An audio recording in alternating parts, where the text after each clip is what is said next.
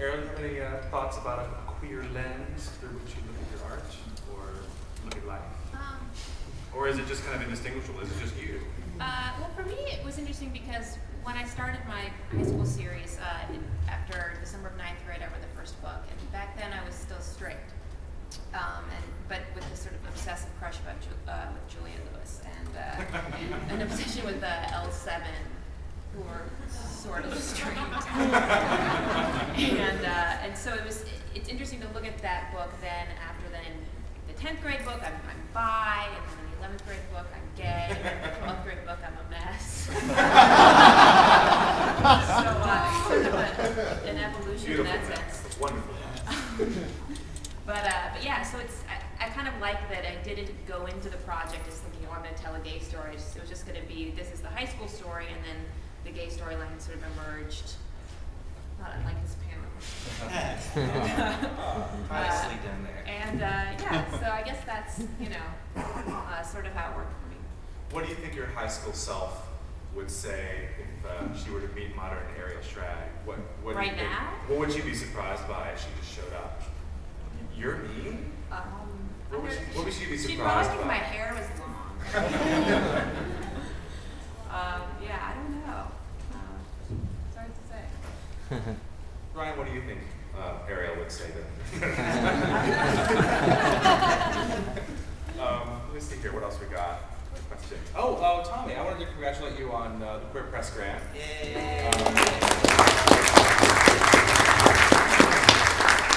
I was wondering if you could, because I'm sure we have every panel that happens at Comic-Con. Usually there's quite a few people in the audience who aspire to either write or draw or be involved in the comics industry in some way. And so I wanted to know if you could tell us a little bit about what the process was like applying for the grant and how it's going to help you to do the project. Tell a little bit about what the project is going to fund. Oh, well, If you know. well, basically, the first year story arc for Pride High is their sophomore year in high school, and so it's well, this changes all the time, but it's supposed to be 14 issues, and so I would like to have 2 volumes of trade paperbacks, and I still have some fundraising to do, but thank you so much for the grant. That is definitely helping out, and so hopefully we'll have it on Amazon.com, in bookstores across the country. Right now, the distribution is pretty limited. Do you have any tips on how you put together your application or any? Well, because you've succeeded, and so you are a good model to follow. I think, number one, just be really complete. Like, really read all of because I remember the first time when I was starting to do the whole application process, I had all this together, and then I looked back, and I had like 2 pieces completely missing. I don't know how I just like skipped over them. I think in my excitement, just like, get through all this. But I think it's just really important to, do that. Use spell checker. And, I think also too, but this goes without saying, just really believe in your work, and I think that that'll come through when you are, pitching it to them. So. Not to jump in, but I have to agree. I mean, you have to really believe in yourself. I think all of us, to some degree, believe in ourselves. Otherwise, we wouldn't have gotten off the couch and created something. I mean, I think, like you were saying, a lot of people want to know how to make a comic book, and I think the key is just do it. Just sit down and say, I'm going to write this story, and write it. And then, if you need an artist, go find an artist. I mean, you just have to work, and you have to believe in yourself and believe that you have something to say, and it has meaning, and just put it out there.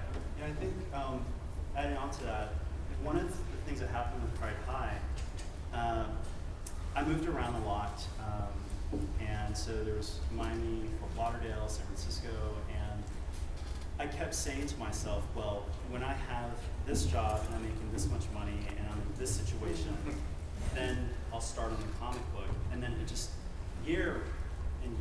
one year went by, another year went by, and finally I just thought to myself, I am never going to be in the ideal situation. It's never going to happen. So I'll just start today. And I did, and I just went with it. In terms of manga, if you are an artist who likes to draw in the manga style, the best thing to do is there are open call for submissions with certain publishers. Unfortunately, Tokyopop was the biggest supporter of original English language manga, and of course they're undergoing a lot of trouble economically right now. But there's also, for those who write lesbian content or bi women content, there's ALC Publishing. But just submit your work to that. If you're interested in the translation side of manga, my big thing is that you really can't make a living unless you live somewhere where the cost of living is really low, full-time as a manga translator, unless you want to be tied literally with ball and chain to your laptop 24/7. So my best advice, and especially if you're learning Japanese as a second or third language and slightly older, is to actually go into regular publishing, intern at a publishing, a major respected publishing house, and actually apply for an editor job using your knowledge of Japanese as an added bonus to apply for one of the major English manga publishing companies. So I actually had another question for you, Mari. What Yuri and Yaoi books would you recommend? Because I know a lot of people are familiar with Prism Comics and a lot of the American gay comics, but Yaoi is quite different, and Yuri is quite different than American gay comics. And if people were interested in picking up something as a kind of first book, either a Yaoi or Yuri book, what would you recommend to them? Yaoi, I have to beg off, because I personally don't read much yaoi, whether in the original Japanese or in English, but both Media Blasters, Drama Queen, I believe not Seven Seas, Go Komi, I think. There's a bunch of now mainstream publishers who are publishing English language yaoi manga. Oh, and digital manga also puts out a lot of titles. In terms of Yuri, the #1 publisher still is ALC Publishing, and actually Prism Comics Group has a bunch of Yuri titles. The main one is Rika Kanji, which is actually drawn by a Japanese artist, Rika Takashima, who's going to be soon becoming a permanent resident of the US and be living in New York, which I'm really happy about, because she's going to continue making further volumes of this. There's also Yuri Monogatari, which is both illustrated prose and original English language manga, plus further installments of Rika Kanji. That is also, I believe, at least volume 3 or 4 is downstairs as well. So those are definitely, and then again, Media Blasters and a few other people are putting out Yuri titles, both anime and manga. If I could just add, we just started featuring kind of yaoi and manga on our site as well. We just hired a new writer because it was kind of people wanted to see that, and a lot of us would just read American comics. So I think that if you want to check out some yaoi titles that he recommends, his name is Il Palazzo, and he makes all these recommendations that are great. So And check it out. one of the good things about a convention like this, where there's a lot of networking, I just told him that I'd get him in touch with Erica Friedman, who also has her own blog called Okazu, O-K-A-Z-U, which does a lot of review of both yaoi and Yuri on her blog. So hopefully soon there'll be cross links going back and forth.